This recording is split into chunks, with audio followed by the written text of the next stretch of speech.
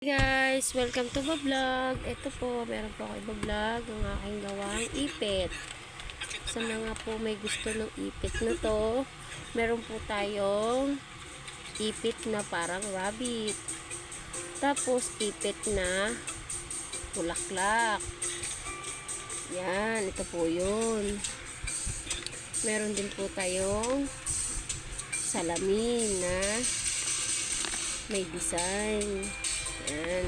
Tsaka po, yan yung mga parang ribbon na gawa ko. Maganda po yan. Ito lang po kasi yung nagawa ko ngayon dahil kulang po ako sa gamit.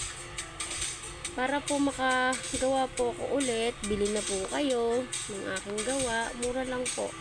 Dito, 25 po isa. Dito po, 35 isa. And dito po, 10 pesos isa. Po, magaganda po yan. Pwede nyo pong magamit sa mga anak nyo.